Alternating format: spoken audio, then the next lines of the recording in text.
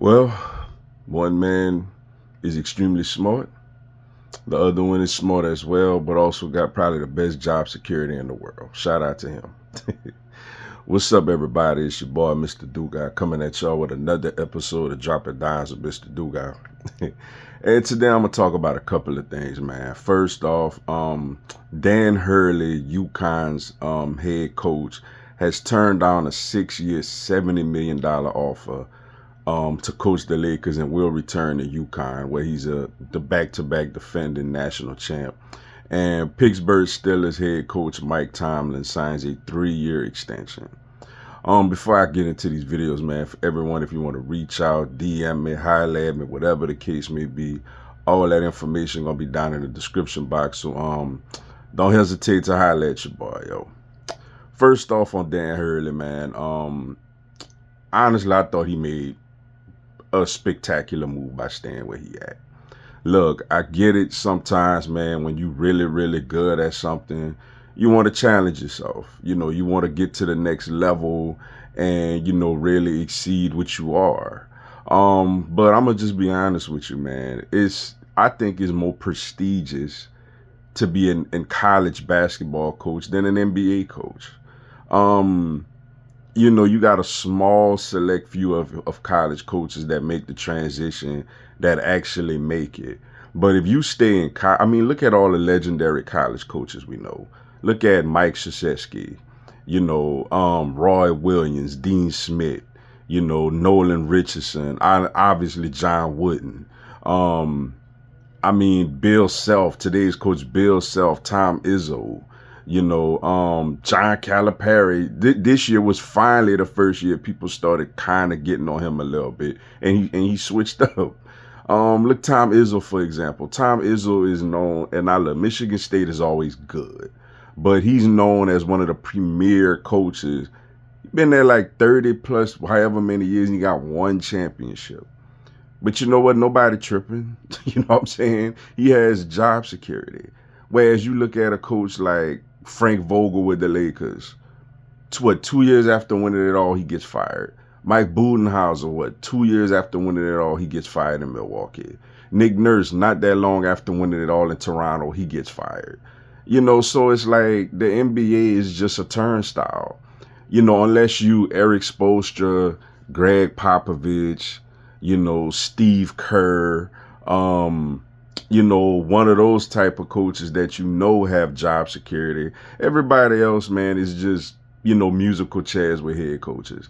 So for Dan Hurley, and right now the Lakers, let's just be honest, the Lakers are not a functional organization. From a historical standpoint, yes, being the head coach of the Los Angeles Lakers got a lot of steam to it. Yes, living in Los Angeles as opposed to living in Storrs, Connecticut. Yes. All due respect to Storrs, Connecticut. Not being able, having more time off, to not deal with recruiting. Yeah, I get that. But let's be honest, man. LeBron is over there, and as great as a player of all time as LeBron is, he don't have a great track record when it comes to coaches having job security. It's not who's the Lakers' young players. Like who's a young player that the Lakers could build around. I could see if it was like Minnesota, you got Anthony Edwards. Boston, you got Tatum and Brown. OKC, you got Shea Gilgeous-Alexander. Like, nah, you got LeBron, who's almost out the door. And it's an organization that ain't been functional. They just fired a head coach that won a championship a couple of years after that. And he won the championship and he got absolutely no credit for that championship. Whereas Dan Hurley won 2 at UConn, and we already ready to build a statue for him. So from a job security standpoint, and he's making money at UConn. He ain't broke. He ain't making minimum wage over there. So I thought he made the right decision by staying exactly where the hell he at. And when it comes to speaking of job security, and Mike Tomlin for the Pittsburgh Steelers gets a 3-year extension. Shout out to him, man. The Pittsburgh Steelers is one of those organizations from afar that I've always had good admiration for. Simply because they don't act like everybody else. They don't overreact to a bad season or whatever. Like, they handle things internally and they ride with their coach till their coach can't coach no more.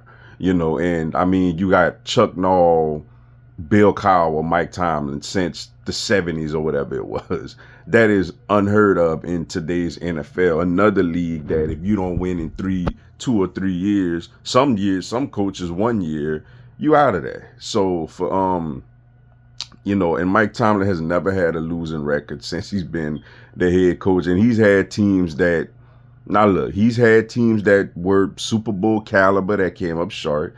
He had teams that looked like rebuilding teams that did really well. So Mike Tomlin overall is a really, really good, consistent coach. He got to get them, hopefully for them, that Justin Fields ends up developing into that guy. The defense is going to be really, really good, especially with the addition of Patrick Queen. But offensively, can Russell Wilson come in and do a little something? They got George Pickens, a really good receiver. Fairmount's a really good tight end. Najee Harris is a solid running back. So they got a decent offensive line. So yeah, I mean, they got a chance to, if they get good quarterback play, to be something. So shout out to both Dan Hurley and Mike Tomlin though. But with that being said, man, that's all I got for y'all today. Appreciate y'all checking out the video. Hit the like button for your boy. I'ma have Miami Heat, Philadelphia Eagles, NFL, NBA, and content, and all my other teams throughout the year. Y'all have a blessed one. Fly, Eagles, fly, and let's go Heat.